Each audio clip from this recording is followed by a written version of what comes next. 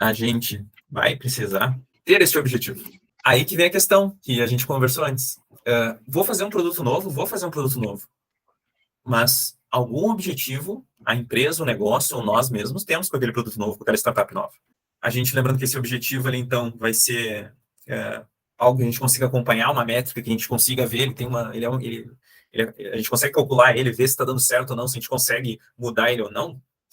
A gente vai, então, mapear as oportunidades que a gente tem no negócio, que, digamos, pode ser um problema do usuário que, uma vez resolvido, vai implicar no atingimento daquele objetivo. Ideias sobre problemas de usuário que a gente pode resolver para aumentar em 20% a taxa de usuários que liberam um site no nosso painel, no painel da Amber. A gente não pode partir para as oportunidades agora.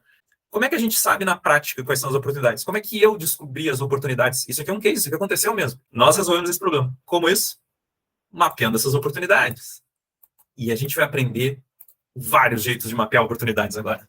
Porque a gente tem que ter evidências de que eles são problemas mesmo, que eles existem. E a gente finalmente vai chegar nas buzzwords que todo mundo diz que é discovery, mas algumas delas só fazem sentido nesse momento agora. A gente já tem um objetivo e a gente precisa encontrar oportunidades e problemas que, uma vez resolvidos, vão corroborar para que esse objetivo seja atingido.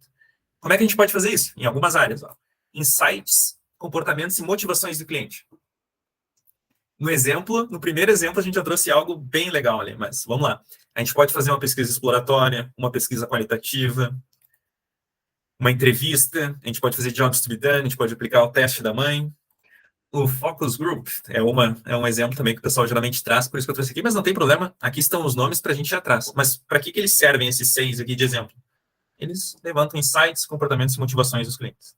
Eu nos comentou desses dois, porque esse aqui talvez foi meu primeiro contato. Na época eu não entendia exatamente onde se encaixava, mas ele serve para muitas coisas, mas foi meu primeiro contato com um framework bastante poderoso de produto aqui, Jobs to be done, ao qual eu guardo muito carinho. Eu fui talvez um dos primeiros profissionais aí do Brasil a aplicar Jobs to be done no dia a dia, no trabalho, no desenvolvimento de produto. E o teste da mãe também, ele é um conjunto de técnicas que vão ajudar a gente a fazer isto aqui e isto aqui do jeito certo. E isso aqui também. Insights, comportamentos e motivações do cliente, então, a gente consegue ancorar aonde se encaixa. Onde é que se encaixa, então, algumas delas? Para a gente saber oportunidades. Inclusive, aqui um negócio muito importante. É aqui que a gente vê se o Product Manager e o time de produto conhecem o usuário. Quando ele consegue trazer várias oportunidades que, uma vez endereçadas, vão aumentar em 20% a taxa de usuários que liberaram no site. Ou qualquer que seja o objetivo que se iniciou o processo, tá? E ancorando também para quem está começando um produto novo, tudo isso aqui é aplicável também. Comportamentos do cliente. Comportamento dos clientes, de repente, com as soluções vigentes hoje do mercado, né? Se tu quer criar uma nova solução para um problema que existe, tu deve, por meio de entrevista, jobs to be done, teste da mãe, pesquisa qualitativa, descobrir como, de fato, as pessoas resolvem aquele problema hoje com as soluções que ela tem. Não existe solução para o problema. Então, eu tenho uma péssima notícia. Se a gente tem uma ideia de produto novo e o mercado não resolve ele de alguma forma, pode ser de uma forma ruim, a nossa ideia não resolve problema nenhum. Ou resolve um problema que ninguém se importa. E a gente deveria matar nessa fase aqui essa ideia. E isso é a mais pura verdade. Às vezes dói, a gente é apegado à ideia. Mas se eu não consigo de jeito nenhum mapear as oportunidades, as outras questões, as outras soluções, pode ser caseiras, gambiarras que as pessoas têm para resolver o problema que a minha solução nova vai resolver, é porque não é um problema que importa. Porque os problemas importantes a gente dá um jeito.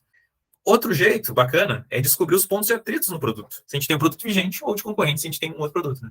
Então, como é que o pessoal tem usado as funcionalidades, né? Taxa de utilização na base. Tem 10 funcionalidades, quero saber da minha base inteira quantos por cento usam cada uma delas, né? Ou cada funcionalidade por quantos por cento da base é utilizada. Mapa de calor. Essa aqui foi trazida como um ótimo exemplo ali de uma oportunidade, como um jeito de resolver a oportunidade, né? Funil. Todo mundo que tem produtos, que tem clientes novos chegando, os produtos que a pessoa pode se cadastrar sozinha ou partindo da área comercial, produtos que são acessíveis pela internet, principalmente, apps ou qualquer que seja, a gente tem que dominar o nosso funil, entender como é que ele está performando em cada etapa. Tem reviews públicas, né? Se eu fizer um aplicativo, eu posso olhar os reviews dos meus concorrentes ou como é que estão os meus reviews do meu aplicativo, na App Store, no Google Maps, no iFood, né?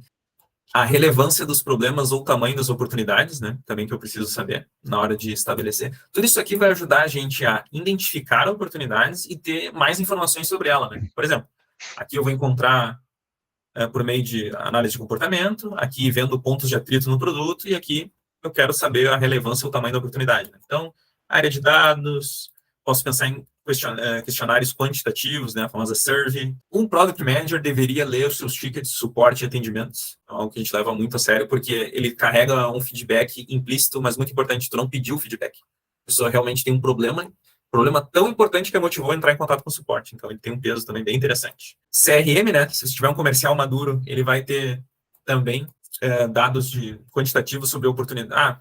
Perdemos tantos deals lá no nosso CRM porque não tem como fazer tal coisa no produto. Essa aqui aparece bastante também, né? Os feedbacks do NPS, lendo lá cada uma das respostas. E MVP. MVP não é sobre solução. Por que está aqui MVP na hora de saber a relevância dos problemas ou o tamanho da oportunidade? Aqui que mora a pegadinha.